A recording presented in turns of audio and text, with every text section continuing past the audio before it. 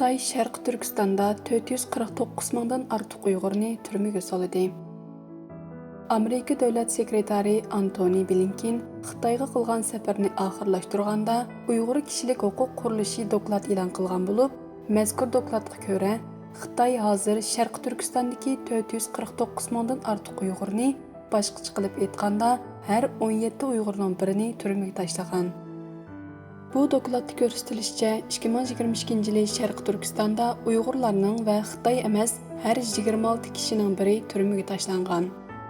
Bu tashkilotning 25 aprel e'lon qilingan Xitoyning oshkorlangan sonliq ma'lumotlariga qaratilgan tahliliga ko'ra, bu rayondagi quramiga yetgan har 17 Uyg'urning biri Qur'on o'qish degandek aqalliy kishilik huquq sifatida qo'g'dilishi kerak bo'lgan qilmishlar sababli turmaga tashlangan. Dokladda ko'rsatilishicha, Sharqi Turkistondagi musulmon Uyg'urlar va Xitoy emas boshqa millatlar Xitoy umumiy nufusining aran 1% ni tashkil qilsa-mu, ammo Sharqi Turkistondagi yerlik millatlar Xitoyning mo'ljallangan turma nufusining 34% ni egallaydi ekan. Blinken 26 aprel Xitoy Tashqi ishlar ministri Wang Yi va Xitoy jamoat xavfsizligi ministri Wang Xiaohong bilan ko'rishganda Sharq Turkistondagi kishilik huquq dafsandichiligi va boshqa voqealarga bo'lgan andishisini o'ttirg'a qo'ydi. Vaholanki, Xitoy Blinkenni Xitoyning ichki ishlariga aralashdi deb tanqid qildi. Xitoy Tashqi ishlar ministrligining bir amaldori 26 aprel e'lon qilgan bayonotida mundaq dedi: Biz Amerikadan Xitoyning ichki ishlarga, jumladan Tibet va Sharqi Turkistonga munosabatli ishlarga aralashmaslikni hamda bu xil aralashishlarga kishilik huquqni bahona qilmaslikni talab qilamiz. Xinhua agentligining Xitoy raisi Xi Jinping bilan Blinken o'tirisidagi uchrashuv to'g'risidagi xabarda kishilik huquq temasi tilga ilinmadi. Blinkenning Xitoy ziyorati oldida Amerika Davlat ishlari mahkamasi 22 aprel 2023 yillik davlatlik kishilik huquq dokladini e'lon qildi. Amerika Tashqi ishlar ministrligi Xitoy to'g'risidagi bobda 2023 yili Sharq Turkistonda musulmon Uyg'ur va yerlik boshqa millat hamda dinga e'tiqod qiladigan millat a'zolari qaratilgan irqiy qirg'inchilik va insoniyatga qarshi jinoyatlarning yuz berganligini tilga oldi. Amerikaning yillik dokladida yana jazolash apparatlarining, jumladan siyosiy mahbuslarning sharoitining umuman nachar ekanligi, hayotining doim xavfga uchraydiganligi yoki haqoratlanadiganligi ko'rsatildi. Dokladda mundaq deyildi: Karvat yoki ko'rpa bo'lmag'achqa mahbuslar doim yerda uxlaydi. Ko'pincha ahvollarda havo almashtirish, isinish, yoritish aslahalari va ichimlik suv yetarli emas.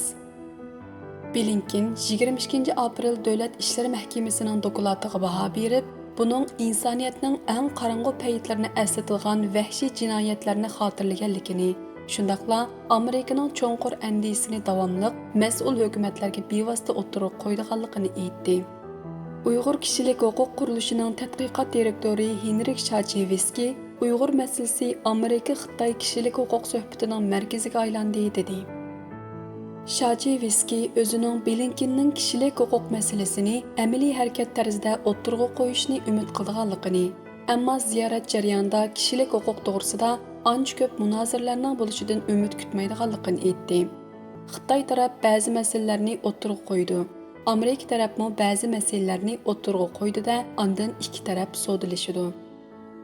Uning bildirishicha, turmush sistemasi Xitoyning iqtisodiga foyda yaratgan. Ba'zi shirkatlar mahbuslarning amgikidan foydalanish uchun turmaga yaqin joyga zavodlarni qurgan. Mahbuslar bu zavodlarda ishlaydi. Albatta, amgak haqqi yo'qning o'rnida, dedi u. Shacheviski yana munolarni bildirdi. Hukumat shirkatlarni Sharq Turkistonga ko'chishga ilhomlantirg'achqa, turmaga tashlangan bir qism Uyg'urlar yerlik zavodlar tarafidan setib olingan turlarga qatnashishga majburlandi. Turmadagi yerlik millat a'zolarining sonining oshishiga ergishib, Xitoyning majburiy emgak kuchimi oshdi. Biz hozir kishilarning barg'ansir ko'plab turmaga tashlanayotganligiga, Xitoyning Sharq Turkistonda barpo qilingan muqimlik haqida jar silishiga, majburiy emgakdan davomli foydalanayotganligiga shohid bo'lmoqdamiz, deydi u. Doklad yana Uyg'urlarning Qur'on o'qiganligi uchun turmaga tashlanganligi to'g'risidagi hujjatlar oshkorlangan. Shularning orasidagi bir deloda Aytiyal Rozi Qur'onni o'rgangan hamda 2009 yildan 2011 yilgacha bo'lgan oralig'da uni bir top ayollarga o'rgatganlik uchun 20 yillik qamoq jazosiga hukm qilingan.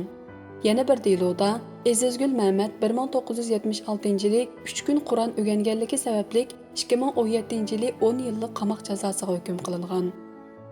Nyu-Yorkka joylashgan Xitoydagi kishilik huquq tashkilotining ijroiya direktori Jo Fingsu munolarni bildirdi. Blinken Xitoy amaldorlariga kishilik huquq masalasini o'ttirib qo'yishda ancha dodil bo'lmadi. U Xitoydan amaliy harakat talab qilmasdan ancha kuchli bo'lmagan yelinish ahangida so'z qildi. Uning bu safarda kishilik huquq masalasini oldingi o'ringa qo'ymaganligi shaksiz.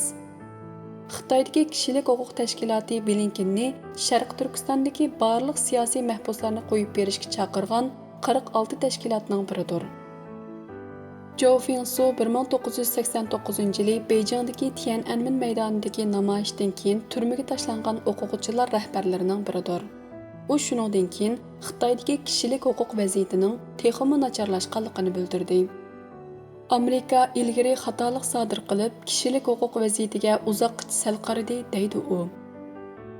Xitoyning yerlik millatlarga qaratgan zulmi davomlashmoqda.